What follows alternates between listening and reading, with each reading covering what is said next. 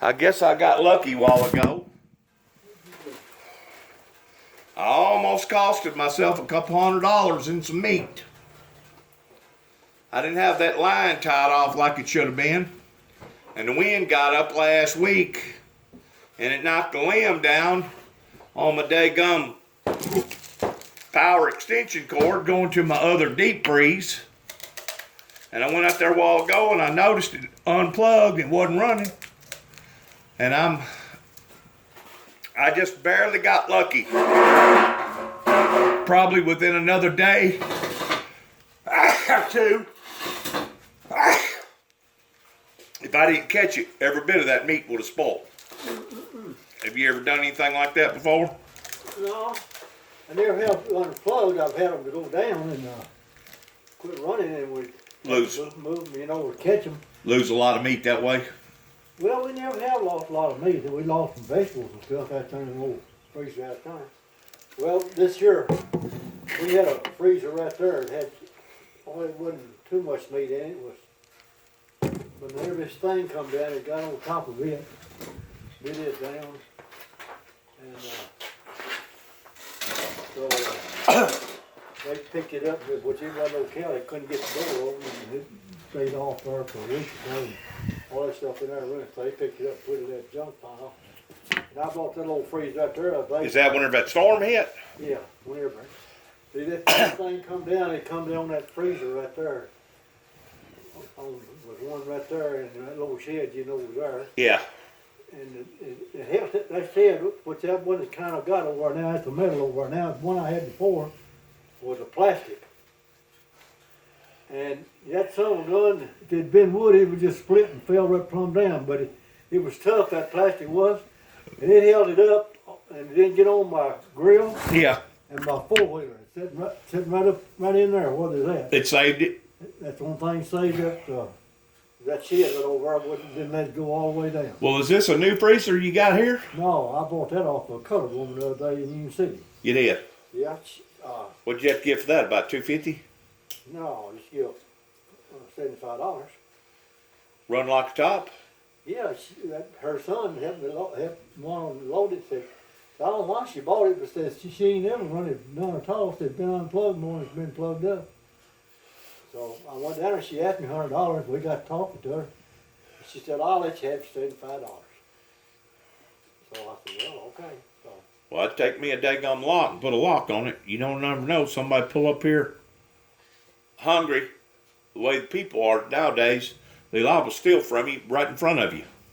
oh yeah, you can't trust nobody. You can't trust nobody. They'll lie to you. They'll lie on you.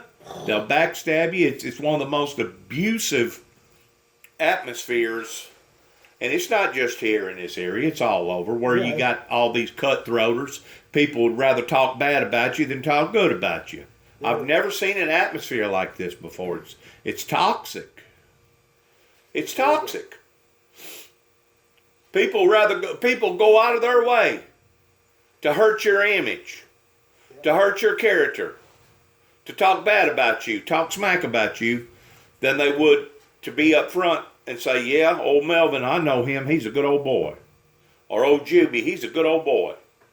Yeah, they rather go out of their way. Kind of like what you said to me whenever I first moved back here in 2014. Dennis, they'd think more of you if you was a rapist, a robber, a druggist, a drug addict. They'd think more of you if you was that type of way. And in a way, a lot of them would, you know it? Depending upon what type of bunch that you're trying to. We never have had too much stove here. The only time we really had a lot of stove, the old boy was living up there in that trailer. And he worked for a boy down here in Reeves, covering a house, put shingles on. So he moved up here. He want that I come empty, and he won't know if he could move up here. He'd be close to him to work. I said, yeah. Actually, boy worked out of Kennon. I mean, he was from over that way. And so I told him, yeah, I rent him that place. So he was shacking up some old gal, and he can do anything world, man. He put on shingles, which I didn't know he was a thief. First thing I missed, I had a battery sitting out there, an old battery, and that thing gone. I said, well, I don't know what shit that thing went to. So I went out there to the camper. So I looked around in there, and I told Mary, I said, we had a girl that used to help us a long time ago. Her and her husband separated, and so when she did, she didn't have no place to go. And we told Joyce to come out here, and then she could stay in this trailer while I was out here till she got her a place to live and some stuff. So I asked Mary, I said, did you let Joyce have that television to use till she got her one? She said, no, I didn't let her have a television. I said, no, it's not out there. But anyway, we called the law, she did, and come out here, and he said, well, says, most time always what happens is the family always ends up with it, and they lay it on somebody stealing it. Oh, that made Mary mad. I think she might have told you about it. She made her mad, and she said, well, I'll tell you one thing, I didn't, ain't nobody, if our family got the thing. So, we just went on, I mean, so then on a Friday night, that girl was living up there. Why, she come down here and she said, Melvin, I want to talk to y'all. I said, okay. She said, I'm going to tell you something. She said, Randall is stealing everything down there at y'all's house. He can get a hold of. I said, sure? I said, yeah. I said, if you don't bolt it down, lock it down, tie it down, or do something, they'll wind up walking away with it, because people today rather lie to you or steal from you than they would to be honest with you. You know what I'm saying? but anyway, she told me, said that he'd been in the house. We didn't even know he'd been in the house. Lord. And he had got my rings, and he got, but he didn't bother my guns. They were back there in a safe. And he didn't bother a gun, and he got some book of quarters, and he got some old costume jewelry. And Well, don't you think with this coronavirus being spread out as long as it is towards people gonna go to hurting pertaining to jobs, and I'm sure the bankruptcy court this fall will probably be overwhelmed by all these businesses declaring bankruptcy and stuff. Don't you think we're just now probably getting into the beginning parts of hard times that's going to fall upon to this nation? I imagine so, the way I feel. I don't believe this thing is peaked out yet either. Oh, it ain't come close to. Matter of fact, they was talking this morning and saying that because Tennessee opened up about 2 weeks ahead of Kentucky, that they've already had a big spurt up there in Nashville and in Memphis, and just north of Memphis. I guess that would be I don't know if that would be Cordova or if it would be where that naval airborne base is up there. You know what I'm talking about? Yeah. What is that, Millington? Yeah, Millington. Yeah. So it's already flaring back up because people are not taking this stuff serious, Mr. Melvin. No, they ain't. They think it's some kind of disease that ain't very bad. They think it's going to be another cold. Yeah, shit, I'm telling you. And if you don't watch them, even though they're sick, they'll come up on you, and it's like that they're purposely trying to give you what they got. I don't want what you got. If you got a runny nose and you're sick and you're running a fever, stay away from me. You're supposed to go in the house and isolate yourself, quarantine yourself. But people don't do it in Tennessee. They rather pass it back and forth to each other. But I guarantee you, we ain't seen the tip of the iceberg yet on this stuff. Shit, I mean, people's going. I mean, you go up here around Walmart. Both of them, you can't even find a parking place. Them things is full of people. Yeah. And married. And then whenever you go up there ain't but maybe, 10% of them that's wearing a mask. Yeah. Rest of them walking around like it ain't nothing. Melinda and Ron bought Mary some roses. And so they went down to, she did, well, they hadn't bought them, but they went to Lowe's, and we went with her, me and Mary did, and Bob Henry. So we didn't get out, but she got out and got them roses, and you couldn't even hardly find a place down in the park. I know. I mean, it was just packed full. Walmart has cornered the market, son. Whew. Walmart has cornered the market. There ain't no telling how much money Walmart has made in the grocery industry in the past 6 to 8 weeks. I guarantee you they have made more in the grocery industry than they have the retail side, probably 3 to 1, as far as actual money that they've actually made. I'm talking about profit money. Yeah. My God, whenever you get to the point that you can't find no meat on the shelves, whenever you go in there and you can't find toilet paper, when you go in there and you can't find other products that you daily use, whenever you go to a grocery store, you start to ask yourself a question. All right, Walmart basically strong-armed all these mama and papa businesses out of business. You know, we used to have grocery stores just on every daggum corner. Yeah. And now if it ain't a super major chain, they don't even try to compete with Walmart anymore. I mean, Fred's and Dollar Store, they've got little whatnots, but as far as your main products in there, they don't really have all your meats and all your other stuff in there. But I'm thinking to myself, yeah, here Walmart has. They have wanted to go in and cause all these mama papa businesses to go under. And now everybody's solely dependent upon Walmart. And now Walmart's going to let us down because their supply chain is failing them. Their supply chain. Matter of fact, I went to a daggone Wendy's the other day over there in Camden.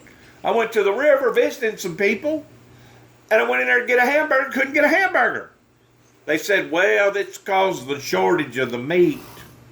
Well, what it is, this coronavirus is favoring more towards these meat processing plants because they got to keep them cold and they're damp in there because of all the meat and stuff in there, and it's basically a place for the daggum disease to grow. That's right. Yeah, that's what they're trouble. You know, that smithing thing. It's an incubator. I mean, they've laid off. I don't know how many, and a lot of them didn't even come to work. And that's the reason why we're having shortage of meat right now. That's right. That's the reason why I'm telling you, you would be best take that daggum cooler that you just bought and put you a couple locks on that dude, Mr. Melvin. I'm gonna tell you right now, because anybody could come up here and pull up here at any given day and night and just go to loading up. Well, I ain't got much meat in. Well, you may not right now, but you probably will. Well, we don't keep a whole lot of meat on hand like we used to.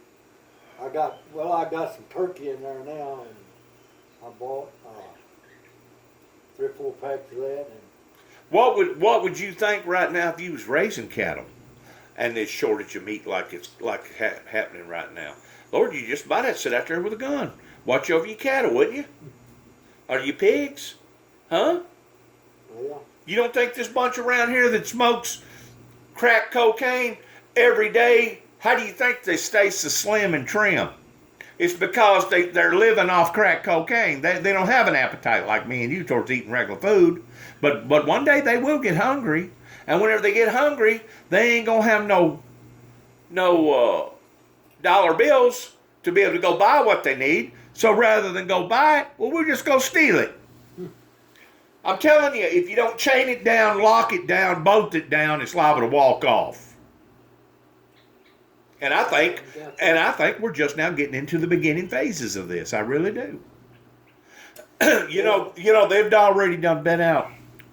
This government has already been out $2.8 trillion just in the past 6 weeks because of stimulus package checks.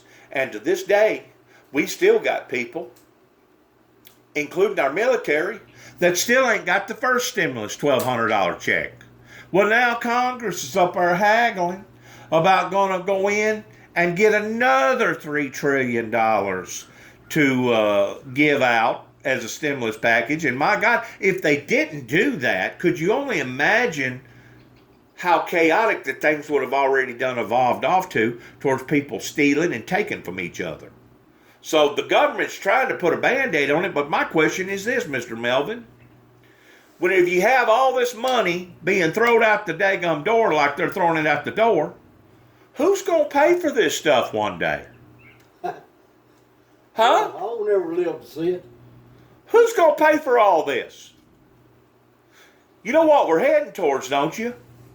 A calamity, a collapse. This government will have to default. I mean, you're already having states right now that's talking about filing bankruptcy, especially states like Illinois and other, I think California's even talked about having to declare bankruptcy. But whenever you have a state that declares bankruptcy, where do you think the burden falls upon whenever they do that? It's the same thing if an individual or a business declares bankruptcy. The burden falls upon to the taxpayers, and they add that onto the deficit. You see what I'm saying? Well, whenever you have states that's talking about doing that because of them shutting down everything, in which you can't really blame them for shutting it down, because if they didn't, my God, ain't no telling what the death rate would be right now. Probably be in the millions if they didn't shut it down. But whenever you have states, we are heading towards a calamity, and I'm just afraid it is going to be in your lifetime. How old are you? Be 88, my birthday. Well, you liable to see it, son. You liable to see another 1929 collapse. And don't say that it can't happen, because, my God, we was already $23 trillion before the coronavirus ever hit. We was already heading in the wrong direction. And they're talking about now going to take another $3 trillion. And put that out there. Throw that out the front door. You can't continue to do that. You can't borrow your way out of debt.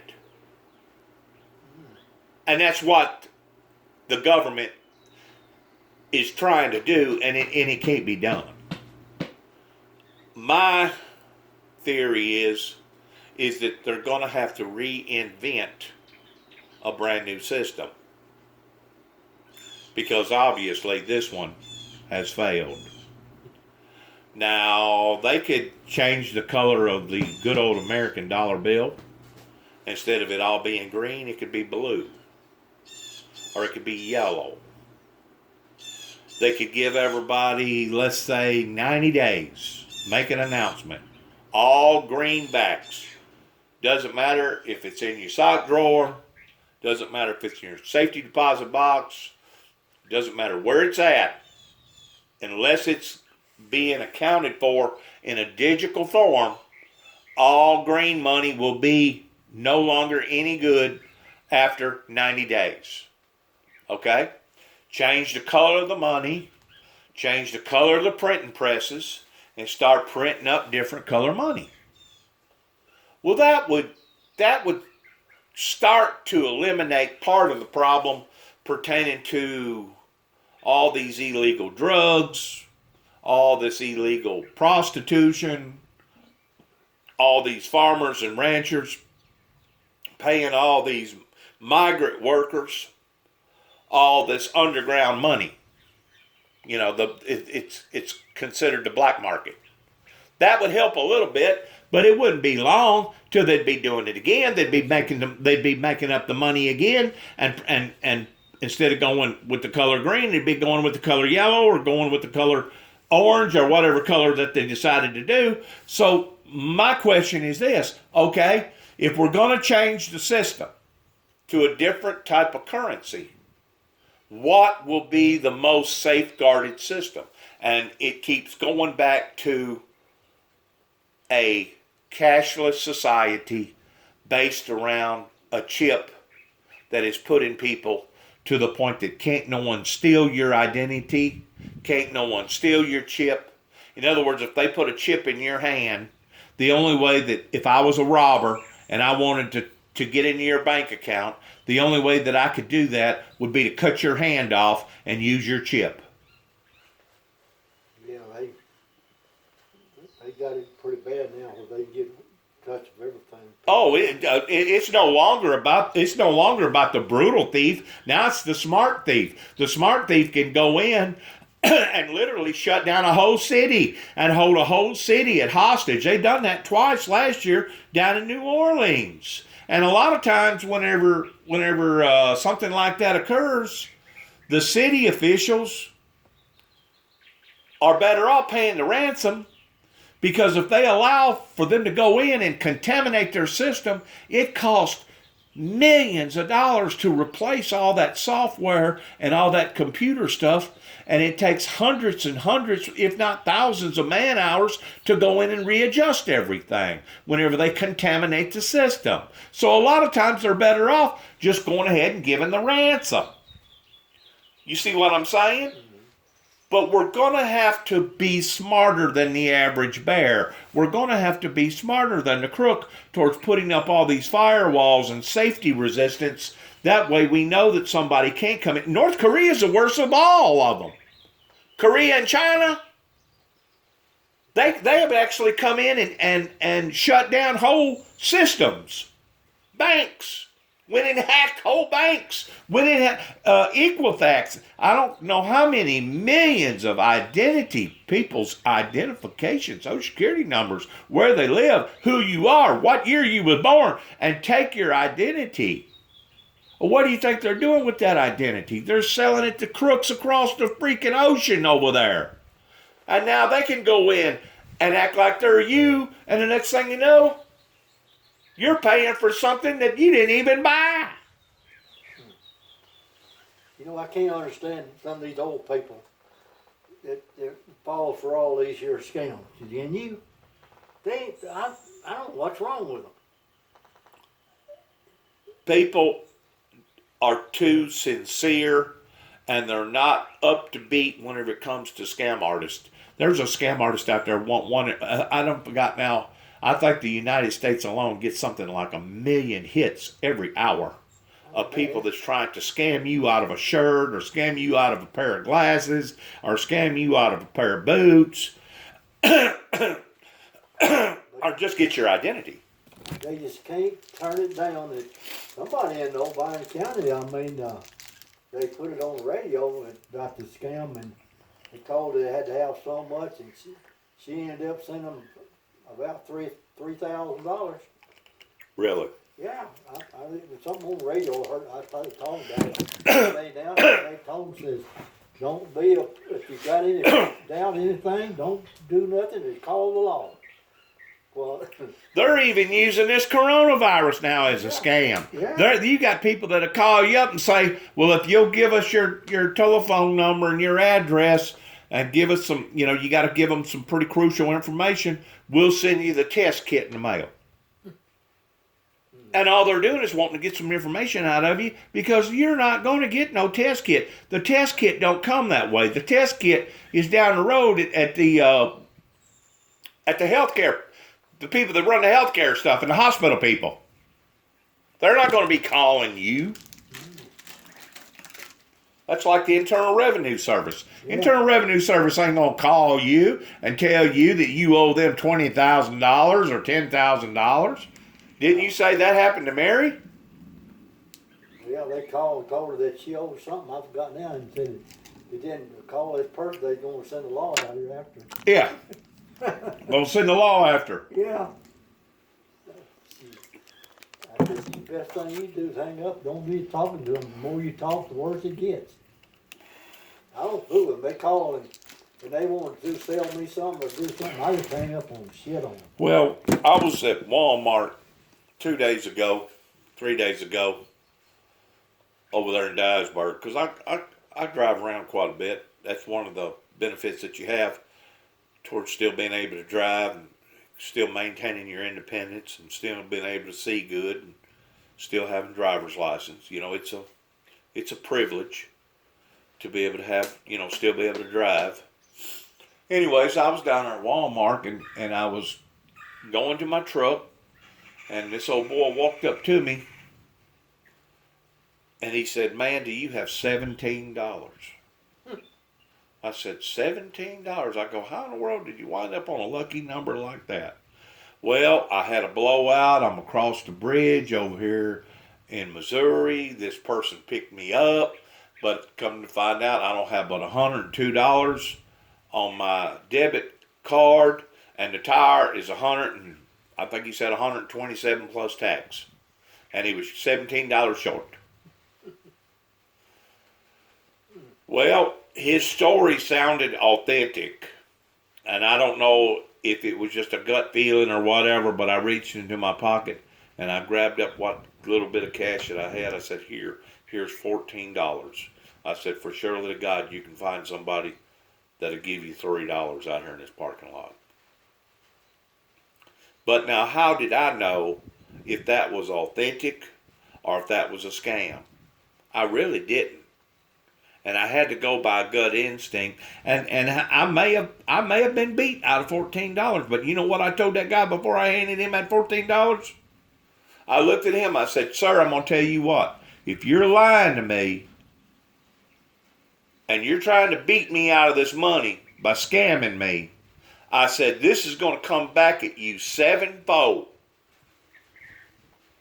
I said, the money that you think you're getting right now, it's going to ultimately cost you 7 times this amount of money if you're taking this money illegitimately. And he said, sir, I'm not lying to you. I promise you, I'm not lying to you. So I went ahead and handed him the money. How are you going to know any different? It's only God that's going to know the difference. Because people this day and time will lie to you. They won't a bit more tell you the truth than a man on the moon. It does them better tell a lie and tell the truth. Well, just like you was telling me about that Lester girl. Some of these people wouldn't know the truth if they was to stumble over it. They live in a life of fantasy. They don't know what real reality is whenever it comes to getting out here working and being honest. And you know, I run into a very, very evil, toxic situation whenever I first moved out there with David towards all that hullabaloo that broke out in my life because of the Ridgeways and the Sheffields and all those other people out there that was attacking us the way that they was. Mr. Melvin, we shouldn't have to have went through all that. You know what? We wasn't out there bothering those folks. We wasn't out there knocking on their doors or passing out stuff or getting on the intercom or trying to beat them out of a car deal or getting fresh with any of their wives or trying to steal any of their daughters. We didn't deserve that. And couldn't get the law to do nothing pertaining to the judge, the judicial system. They were just letting them walk all over us. Tells you right there, it ain't just. It's not about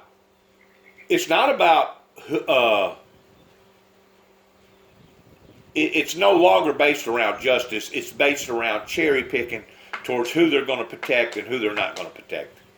And I guarantee you, if we would have been Judge Moore's daughter or Judge Moore's niece or Judge Moore's cousin or Judge Moore's brother's uncle, that little situation out there would have got resolved real quick, wouldn't it? Even if they had to bring a police officer out there and set them up for surveillance cameras. That would have been taken care of. And as far as I'm concerned, they helped to drive David off into an early grave. You don't think those people are going to have to be held accountable for that one day?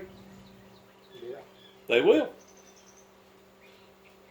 They sure will. Well, the world ain't the mess, it's the people. And that's it. where you go, it's just the same thing. Well, could you only imagine what it's going to get like in these cities? Especially if they don't find some sort of antidote of helping to control this virus. It's going to get bad, isn't it? Yeah. You know, it started in China. I know. In the lab. I know. Who's to say that wasn't done intentional?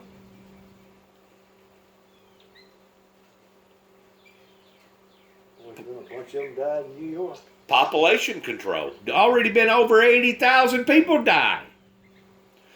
They're still dying. Yeah, they're still dying. That's right. Now they got it in the White House.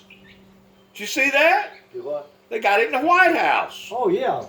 The president now, he had to be, somebody in there had it. And, so he didn't have his mask on and I think Secret Service had to get onto him real hard, heavy. Yeah.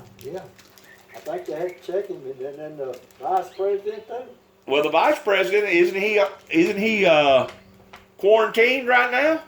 I don't know. I hadn't been keeping up with the news too much. And 2 or 3 of the doctors, the CDC people's got it. We done So now it's coming home to him, isn't it? Yeah. It's coming home to him, isn't it? Yeah. The president said on the start that I ain't gonna be nothing to this much. It'll just blow on over. It blowed over all right. Coming like a hurricane, didn't it? Woo. Coming like an earthquake. This is shaking institutions and foundations. Probably worse than it would be if it was an earthquake. You know it? I don't know what the airplane industry's going to do. I guess the airplane industry is just going to have to be bailed completely out by the government. In other words, I guess the taxpayers is going to own the airline industry. You know it? Nobody traveling less now. No. And they claim the atmosphere's gotten better. Pertaining to the pollution that all these airplanes was putting up into the atmosphere. So you got an atmosphere, and then you got a atmosphere and a catosphere. Is that the name of it? Above the atmosphere, I think so. Yeah. something like that. But I mean, it's, well, they got into it somewhere. They on the plane. They got too many people on there. And I heard something news a little bit about it, and they not had them 4 apart or something. I don't know. Kind of that rigmarole over that. I don't know. Oh. But I told Mary, I said, we ain't fit to get out.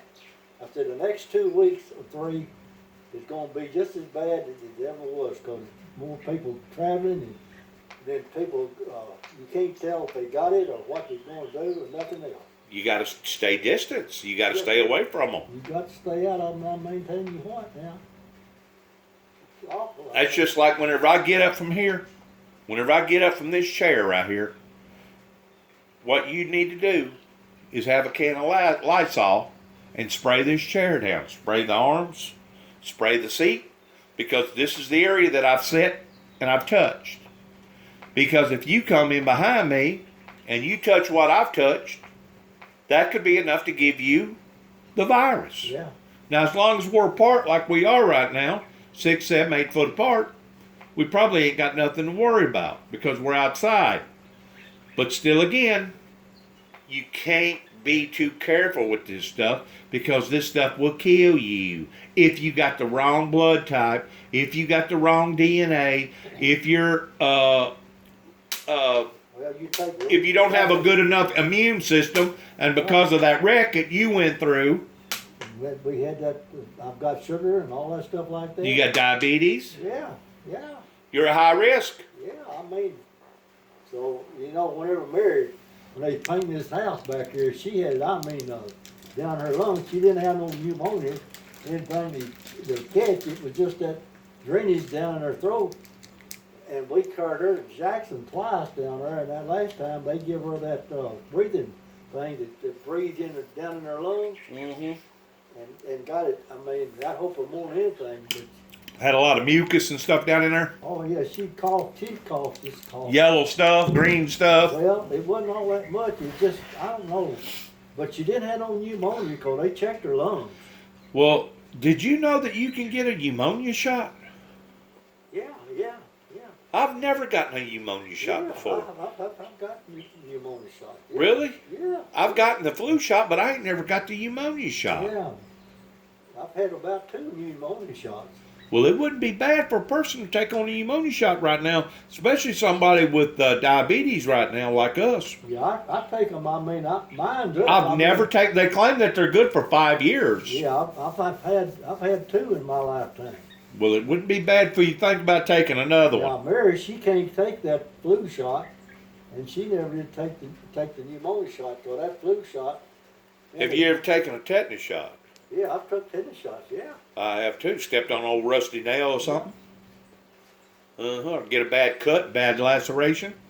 Yeah, I've taken probably I don't know, 8, 10 penicillin shots to help hold down poison and infection, but I don't think I've ever taken a pneumonia shot. Yeah, I've been taking that a long time. I mean, my, I'm up on all my shots. I mean, like that. I mean, cause up there at Vanderbilt, they keep up with all that stuff like that. They do. Oh, Lord, yeah, yeah. Well, I had a good friend that died, 83 years old, up there at Nashville. She died. I'm telling you now, It's serious. it is. I'm telling you, get that stuff down there. You know, What do you think about it being so cold right now? It's the last part of May, soon to be June. June ain't but a couple weeks away, and it's chilly right now, isn't it? it sure is. I mean, if I didn't have my coat on, I'd be shaking.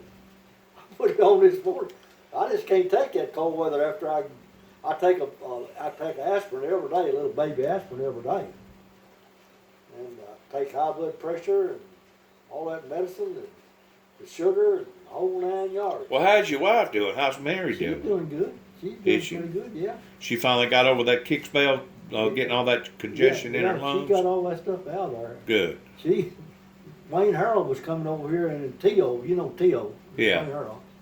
Well, she kind of hit him around the first time whenever she had it pretty bad. Yeah. So she told him, said, I don't think y'all need to be coming back. Well, the next 2 days, they was all back, back over here again. They come back 2 or 3 times a week over here.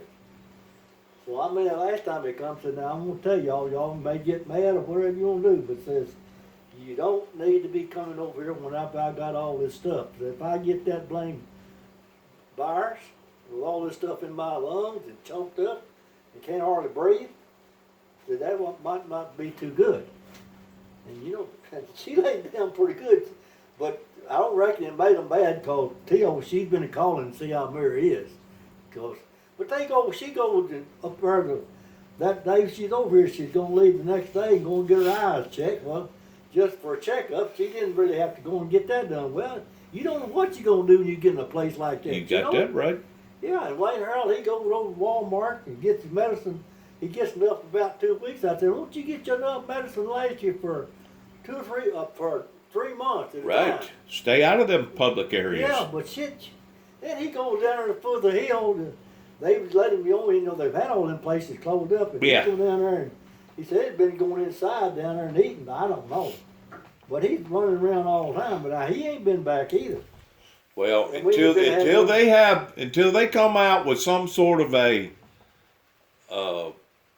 antibacteria shot or some sort of an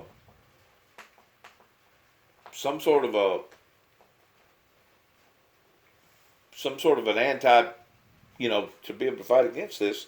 I'm just afraid this is something we're going to have to live with for the next 6, 8 months, maybe even a year or so. You know what I'm saying? Yeah.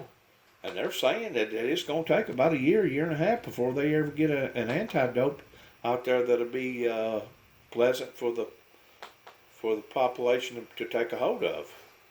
They was saying something on the radio, television this morning. I was sitting in there, but I wasn't paying much attention about them, getting something up, to take care of that. But they think it'll be for a while, it'll be on out in the summer before they ever get it, where they can have it, where to be sure they will knock it down. Available. Yeah, Just like the testing.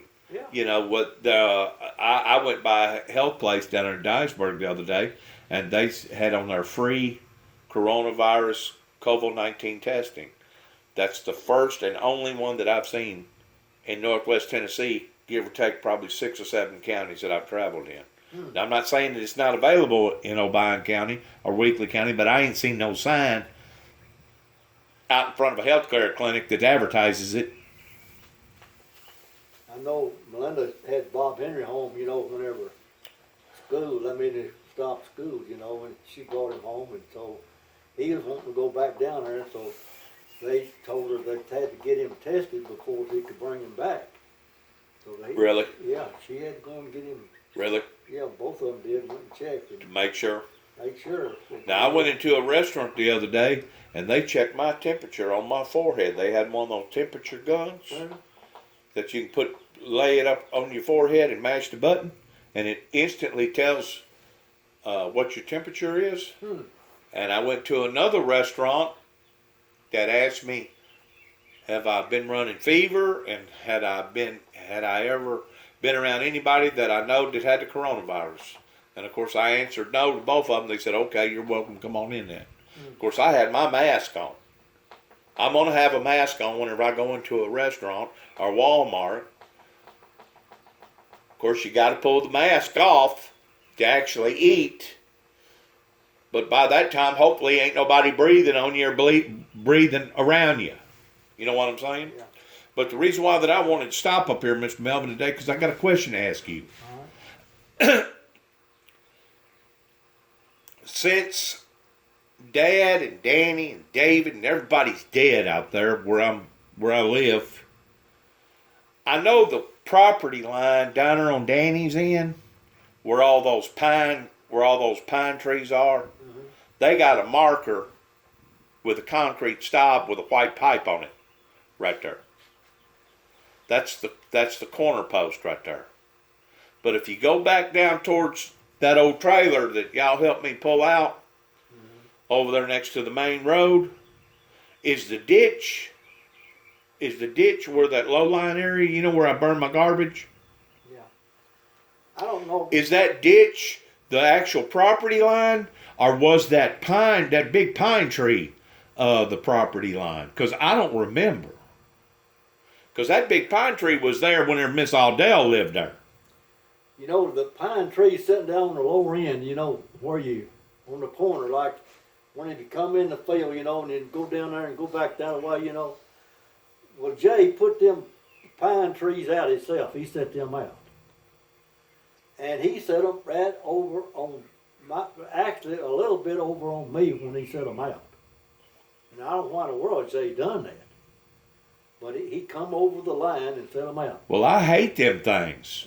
Them things ain't worth a nickel. They have those daggum pine balls, and they just about ruin a planter, won't they? Huh? Yeah. But Bobby, as you did, he living there. He said, I said, Bobby, well, that's whenever, what's the name, after he died, Jay did. I said, you know them there pine trees? And he said, Mount, it was past that line there. He said, oh hell, they wasn't. He said, them things was set out there before y'all ever bought it. I said, well, you didn't do it. He said, well, I know damn well they was. They set out there now, Jay. I mean, Bobby, they was not set out there. He said, well, I'll tell you what we'll do. We'll cut the damn thing down and count the rings around and see how old they are. I said, well, I ain't gonna argue with you now. But he did. I mean, Jay did set them out over past the line. Jay didn't do it. Well, Danny and Monica planted those trees. Sure did. sure. Uh-huh. Sure did. But that was after that you already done a buyout. I think that was in '83 whenever Danny and Monica got married, and it was Danny and Monica that planted those trees. Well, Jay was living down in that trailer. Well, Jay come in after Danny had left. And then after Jay died, then Bobby come in there and lived for a while.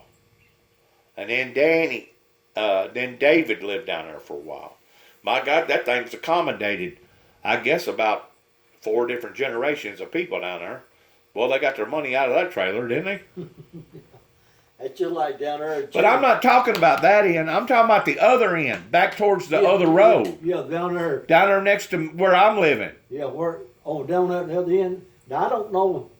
It's right about where that ditch going down through there, about where the line is. Okay.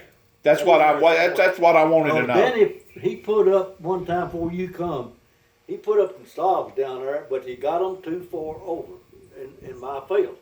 He set them little stakes or whatever he had down through there. They were too far over in there. Okay. And but that trailer that y'all helped me move, yeah. that's on that old trailer that Danny used to live in. Y'all pulled that trailer, I think, right up to the line, didn't you? I didn't help move it. I don't know. Yeah, you did. You and Arnold did the first year that I come back. Y'all grabbed a hold of that old trailer. That trailer that Danny used to live in. remember the back bumper on that trailer bent real bad, that square tubing? Arnold grabbed a hold of that thing with that big tractor of y'all's, and that dude didn't want to budge, and that bumper on that daggum trailer almost collapsed. Well, it's pretty narrow. Right there where that ditch is, ain't it? Where that low line area right there Right is. in along about that where that ditch going down through there. All right. And as far as that pole being there, No, you know, because I pull off of that transformer right there. I don't think that there would be no way for you to work around that pole unless we moved that pole. And I don't know that the light people would do that. No, that pole's been sitting there for years and years right there. Long, long time.